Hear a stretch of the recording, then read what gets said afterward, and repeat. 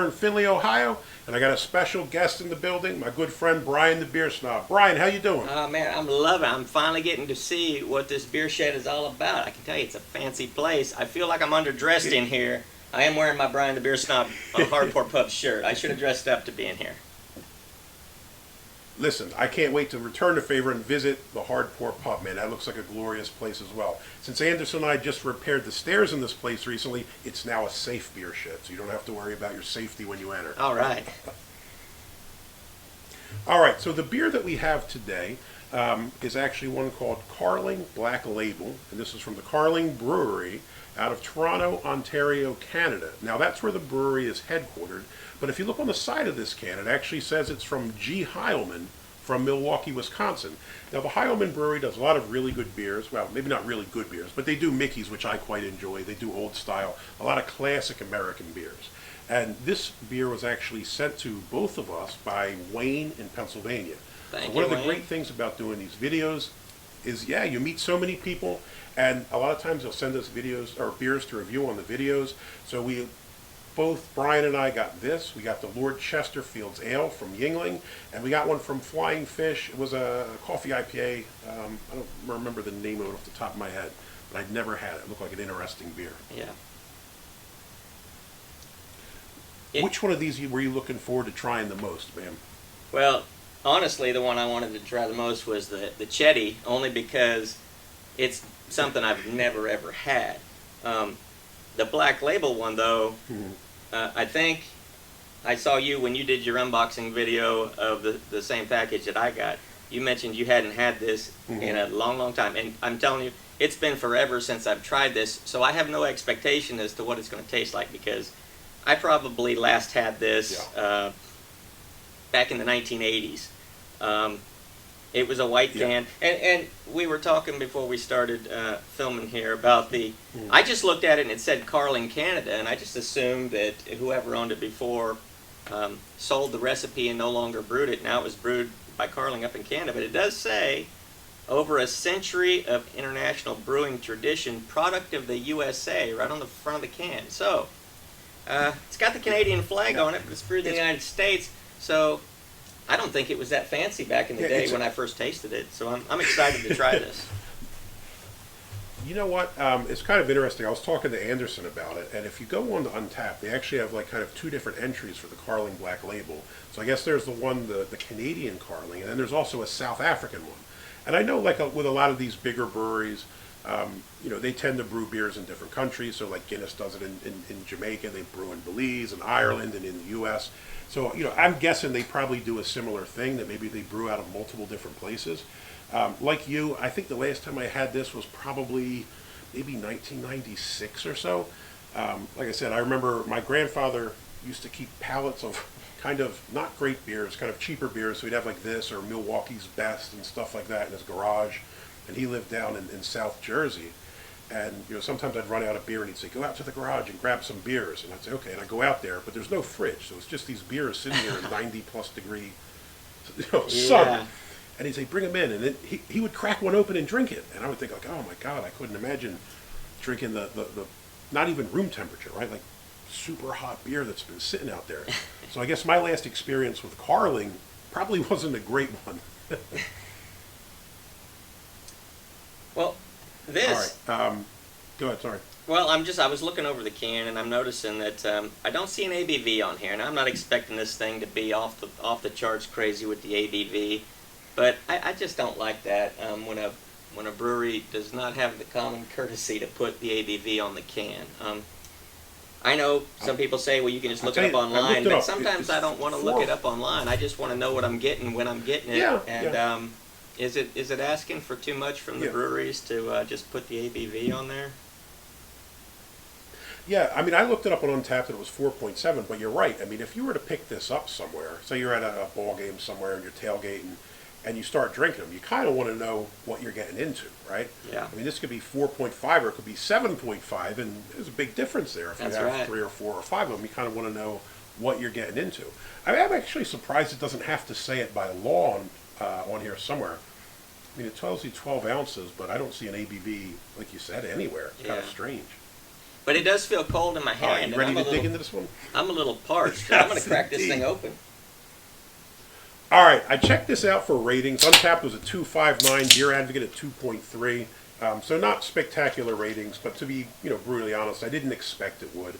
This is a macro beer. This is something that, when you're trying to save a few bucks and you want to get a few beers in, this is what you go for. So I wasn't expecting to have great ratings. That being said, we've both probably had cheaper beers that we like from time to time, and there's nothing wrong with them. I mean, there's a time and a place for just about everything. Yeah, and I want to say something. My very first video that I ever did, my very video number 1 on my channel, was called Introducing Brian the Beer Snob. And I think I did 4 beers that I remembered being the first beers that I had ever tried. And I don't like that video. I think I look angry. But the truth is, I was nervous. To those people watching who've never filmed a video, it's a super hard thing to do until you get comfortable doing it. It's hard sitting there talking to a camera that doesn't talk back. So I didn't have my glasses on. I was squinting. I couldn't read any of the labels. I just look horrible. But I have to leave the video up because I like to see where I've come from. Now that being said, this is also one of the beers that I used to drink in the early days. I just couldn't find it, so that's why it wasn't in that group. So I think, I don't know if I'm going to like this one now or not, but I'll be more comfortable drinking it and explaining that to the people, because I have my glasses on, and I'm more comfortable in front of the camera. I looked at my first video recently because we hit the 1-year mark, and I went back and looked at it, and I thought, oh my God, this looks like one of the proof of life videos that people release when someone's kidnapped. It was me on the back porch, my wife recording it. I'm terribly stiff and awkward. My job, I'm a college professor. I talk in front of people all day long, yet when that camera's on you, you're terrified. Because it is you and the camera, and any dead air, any slow time is really awkward. And it's much better when you can work off somebody else and you have somebody to collaborate with. That's why it's awesome to do collaboration videos like this. Yeah, and I get to... This beer here, let's take a look at it, I guess. I'm checking this out, man. If I'm going to use this SRM chart that I usually use, this is pale straw. I mean, this is just weird yellow. This is a light color. When I first poured it, I noticed the carbonation was a lot more heavier, but now that it's been sitting in the glass for a minute, it's just a little, there's bubbles coming up, but it seems to be mildly carbonated. Yeah, you're getting those little fine kind of like champagne type bubbles. When you first poured it, they were, like you said, they were everywhere, but they're fading. Head, right now I don't have much because we've been talking a little bit. When it poured, it was there, but it dissipated kind of quickly. It was kind of a thin white head. Yeah. And again, in style, a beer like this, I wasn't expecting a big, thick, creamy head or anything like that, so kind of is what it is. It's got a nice clean smell though, and it's making my mouth feel dry because I want to get some of this inside of me. Let me give it a sniff here real quick. Yeah, it's just kind of a clean beer smell. Nothing's jumping out, not overly hoppy, not any kind of crazy adjunct flavors, and that's a good thing. When you start dealing with macro beers, one of the things that initially puts me off is when you get that kind of corn sweetness. Yeah. And I'm not really picking that up on this, which is good. All right, you ready to taste this, my friend? I am. Cheers. All right, let's do it. Cheers.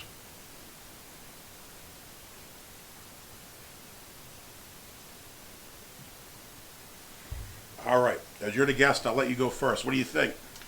Well, I took about 4 sips in a row, and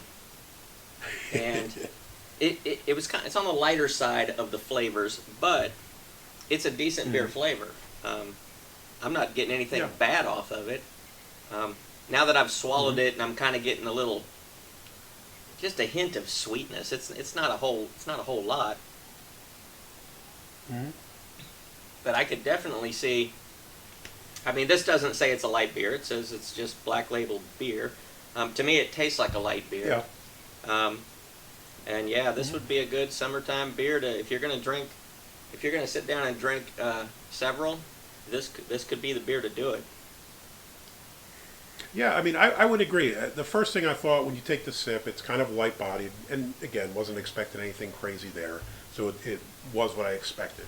The flavor, I was a bit worried. Like I said, the last time I had this, I don't know, I was probably 80 pounds lighter. My hair was much blonder than it is now. What hair? And I wear a maybe hat my because I palate have wasn't no as hair. defined as it is now. So when I took the first sip, again, light, I 100% pick up what you're saying. It does kind of have a light beer vibe to it. It is 4.7, so it's a little lighter than kind of average. You pick up kind of a clean, light, malty taste. Nothing really going on hops-wise. But it's not bad. I was concerned. I was worried that I was going to be like, oh, this is terrible. I don't really want to drink it. And surprisingly, I really don't think it's a bad beer. And I know a lot of the people that I saw talking about this beer on the different Facebook groups, other things that we're on, were saying it's a solid kind of cheap go-to beer. If you're hanging out mowing the lawn or at a ball game, it's not too bad. And I have to say, I would agree with it. I didn't think I was going to like this coming into the video. Yeah. A term that I had heard a long time ago was a lawnmower beer. And this is a perfect lawnmower beer because if you've been out in the yard, cutting the grass, sweating, this would really hit the spot. Mm-hmm. Yeah, and you know, that's the thing. There's a time and a place for that, right? I mean, you don't want a triple IPA or an imperial stout when you're mowing the lawn. You want something kind of light and refreshing, has that beer taste, the kind of generic beer taste I think that many of us grew up with, and this kind of fits the bill. Yeah, I'm pleasantly surprised. So thank you, Wayne, for sending this to us because, like I say, it's been. I always say it all the time that I don't do a math channel. It's a beer review channel, so I don't know when 1985 was, but I guarantee you that's probably the last time I had this beer.